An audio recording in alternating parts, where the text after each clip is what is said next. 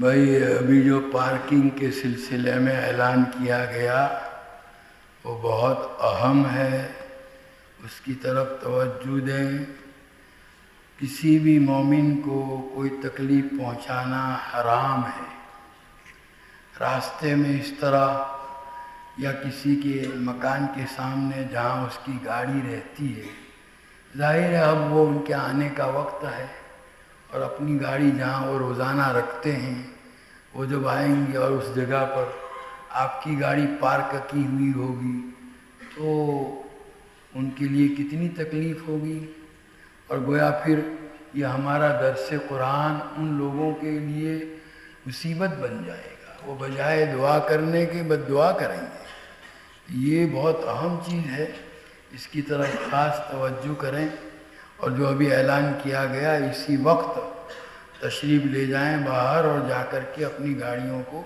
یہ مسجد کی قبلہ کی طرف بہت پارکنگ کی جگہ ہے، وہاں وہ پارکنگ کریں، یا کہیں دور وہاں ادھر یہاں یہ جو پل ہے بڑا، کیا نام ہے، برج ہے، اس برج کے نیچے کافی جگہ ہے، وہاں بھی آپ اسی طرح ذرا تھوڑا سا دور پارک کر کے آئیں گے تو آنے جانے والوں کو تکلیف نہیں ہوگی، یہاں کے جو مقامی گھر والے ہیں ان کو تکلیف، چونکہ یہ وقت اب گھر واپسی کا ہے، اور یہ اگر اپنی جگہ پر پارک کہاں کریں، اور آپ جب جائیں گے تو پھر وہ اپنی گاڑی لینے کے لیے جائیں گے، یہ تو بہت بڑی تکلیف ہوئی، اس لیے یہ صحیح نہیں ہے۔ پہلے بھی جب یہ درس ہوتا تھا ریاض الصالحین کا، اور اس درس کے اندر بہت سی مرتبہ اس طرح کا موضوع آیا تھا، وہاں آپ لوگوں کو بہت تاکید سے بتایا گیا، راستہ رکے درمیان میں آنے جانے والی گاڑیوں کے لیے، چلنے والوں کے لیے اس طرح بھی پارکنگ، چاہے وہ گاڑیوں کا پارکنگ ہو چاہے وہ بائک کا ہو، وہ درست نہیں ہے، جائز نہیں ہے، حرام ہے، حرام، اس سے ناجائز نہیں کہتا، حرام ہے۔ وہ حضرت مفتی شفیع صاحب رحمۃ اللہ علیہ نے باقاعدہ اس کی تصریح فرمائی، یہ بہت خطرناک چیز ہے، اس سے اپنے آپ کو بچاؤ۔ یہ لوگوں کو تکلیف پہنچانے سے ہمارے ثواب کا بہت بڑا حصہ ختم ہو جاتا ہے، ان کے پاس چلا جاتا ہے۔ تو اس لیے یہ جو اس طرح کے درس سننے کے لیے آتے ہیں، ان سے ہم نے کیا سیکھا؟ سب سے بڑی چیز تو یہ ہے کہ ہمیں اس طرح رہنا ہے کہ ہماری ذات سے کسی کو کوئی تکلیف نہ پہنچے، یہ بہت اہم چیز ہے، اور اس کی شریعت میں بڑی تاکید ہے۔ ان الذین یؤذون المؤمنین والمؤمنات بغیر ما اکتسبوا فقد احتملوا بہتانا واثما مبینا، اور ساتھ ہی ساتھ المسلم من سلم المسلمون من لسانہ ویدہ، مسلمان وہ ہے جس کی زبان اور ہاتھ کی تکلیفوں سے مسلمان محفوظ رہے، اور مسلمان ہی نہیں، حدیث کی شرح کرنے والے علماء نے لکھا ہے کہ چونکہ عام طور پر مسلمان کی بود و باش، اس کی رہائش مسلمانوں کے درمیان ہوتی ہے، اس لیے حضور اکرم صلی اللہ تعالیٰ علیہ وسلم نے یہ جملہ استعمال فرمایا کہ مسلمان حقیقی وہ ہے کہ دوسرے مسلمان، ورنہ اس کا مطلب یہ نہیں ہے کہ غیر مسلم کو تکلیف پہنچا سکتے، نہیں، غیر مسلم کو تکلیف پہنچانا اور زیادہ خطرناک، اور ہمارے دین کے متعلق اور زیادہ برا خیال اور برا اثر لے کر کے جائے گا، تو ہمارا یہ عمل جو ہے یہ ہمارے دین کی تعلیمات سے نفرت کا ذریعہ بن جائے گا۔ اس لیے جن لوگوں کی بھی بائکیں اور گاڑیاں اس طرح ہیں، ان سے درخواست ہے کہ اپنی گاڑیوں کو ہٹا لیں وہاں سے، اور آئندہ کے لیے اہتمام کریں، ذرا دور یا پارکنگ کر کے آ رہے ہیں یا پیچھے جگہ ہے وہاں پارک کریں، تو اس کی وجہ سے یہ جو تکلیف ہوتی ہے وہ نہیں ہوگی۔ آئندہ اہتمام کریں گے یا نہیں؟ کرو، اس کا بہت اہم ہے، یہ بہت اہم چیز ہے، اس طرح کی تکلیف پہنچانے سے ہمارے ثواب کا بہت بڑا حصہ دوسرے لوگوں کے نامہ اعمال میں چلا جاتا ہے، اس لیے اس سے اپنے آپ کو، حضور اکرم صلی اللہ تعالیٰ علیہ وسلم کا عمل تو اتنا زیادہ کہ رات کو جب آپ اپنے مکان پر تشریف لاتے تھے تو سلام بھی اتنی آواز سے کرتے تھے کہ کوئی بیدار ہو تو سن لے، اور سویا ہوا ہو تو اس کی نیند خراب نہ ہو، ہمارے آقا صلی اللہ تعالیٰ علیہ وسلم کا عمل اور آپ کی تعلیم تو یہ ہے، اور ہم جو ہیں اس طرح کریں کہ احب للناس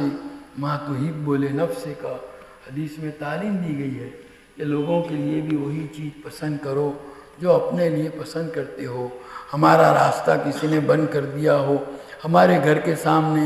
جہاں ہم اپنی گاڑی پارک کرتے ہیں کوئی آدمی اپنی گاڑی پارک کر کے چلا گیا ہو تو ہم پر کیا گزرے گی؟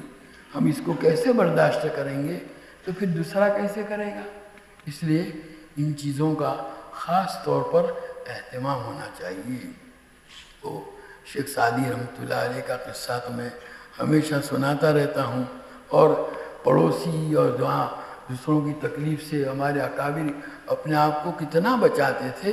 امام غزالی رحمۃ اللہ علیہ نے ایک اللہ والے کا قصہ لکھا ہے کہ ان کے گھر میں چوہے بہت زیادہ ہو گئے، تو انہوں نے فریاد کی اپنی مجلس میں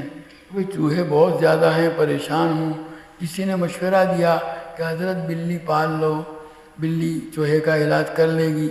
تو خیر سن لیا انہوں نے اور بلی نہیں پالی۔ کچھ مدت کے بعد دوبارہ فریاد کی اپنی مجلس میں، تو جس نے بلی پالنے کا مشورہ دیا تھا اس نے کہا حضرت آپ کو تو بلی پالنے کے لیے کہا، اس پر تو آپ عمل کرتے نہیں اور چوہوں کی فریاد کرتے رہتے ہیں۔ تو جواب میں ان بزرگوں نے کہا بھائی میں اس لیے بلی نہیں پالتا کہ بلی لاؤں گا تو اس کو دیکھ کر چوہے میرے گھر سے نکل کر پڑوسیوں کے گھر میں چلے جائیں گے، اور جس چیز کو میں اپنے لیے پسند نہیں کرتا دوسروں کے لیے کیسے پسند کروں گا؟ ایک مومن کی شان کہ لا یؤمن احدکم حتی یحب لاخیہ ما یحب لنفسہ، تم میں سے کوئی آدمی ایمان والا نہیں ہو سکتا یہاں تک کہ اپنے بھائی کے لیے بھی وہی چیز پسند نہ کرے جو اپنے لیے کرتا ہے۔ کوئی ایسا معاملہ ہو پہلے یہ سوچ لو اگر اس جگہ میں ہوتا تو کیا میں اس کو گوارا کرتا، برداشت کرتا، میں اپنے لیے پسند کرتا؟ نہیں، تو مجھے بھی یہ کام نہیں کرنا چاہیے۔ اس لیے اس کا اہتمام کرو۔ ہمارے اس درس سے یہی سیکھ کر کے جانا ہے، قرآن اور حدیث کی تعلیمات ہمیں یہی سکھاتی ہے، اس لیے اس کا اہتمام ہونا چاہیے۔ اور یہ جتنی بائکیں ہیں، بائک والے یوں سمجھتے ہیں کہ ہماری بائک تو چھوٹی سی جگہ، سبھی ایسا سوچیں گے تو پھر یہ چھوٹی جگہ کیا ہوا، تو پھر یہ ساری جگہ جو ہے وہ مشغول ہو جائے گی۔ ہر آدمی یہی سوچے گا نا تو پھر تکلیف ہی تو ہو جائے گی۔ وہ جو کسی بادشاہ نے حکم دیا تھا نا کہ بھائی وہ ایک حوض بھرنا تھا، سننا ہے کہ نہیں، تو روز ہر آدمی جو ہے وہ ایک گھڑا پانی ڈال دے حوض میں۔ سب بستی والوں میں اعلان کیا، سب میں ہر ایک نے یہ سوچا کہ میں اکیلا دوسرے لوگ ڈالیں گے، میں نہیں ڈالوں گا تو کیا کمی ہونے والی ہے۔ صبح کو دیکھا کہ خالی تھا، سب نے یہی سوچا، سب نے ہے کہ نہیں۔ اس لیے ہمیں ایسے یہ چیز نہیں، ہماری سوچ ایسی الٹی نہیں ہونی چاہیے، مثبت صحیح سوچ ہونی چاہیے۔ ایک مومن کی سوچ اسی طرح کی ہو۔ نبی کریم صلی اللہ تعالیٰ علیہ وسلم نے ہم کو یہی نصیحت فرمائی ہے، اسی کی تعلیم دی ہے، اس لیے اس کا ہمیں خاص طور پر اہتمام ہونا چاہیے۔ یہاں تک لکھا ہے کہ مسجد میں پوری مسجد خالی ہے اور آپ جو ہے ایک ایسی جگہ جہاں ایک آدمی آیا اور وہاں نیت باندھ لی، اب جو لوگ جانے والے ہوں گے ان کو اس کے ساتھ اس کی وجہ سے وہ گھوم کر کے جانا پڑے گا، تکلیف کا باعث بن گیا۔ ہر موقع پر یہ خاص سوچنے کی ضرورت ہے، اس لیے اس کا اہتمام ہونا چاہیے۔ اللہ تعالیٰ مجھے بھی توفیق دے اور آپ کو بھی توفیق دے۔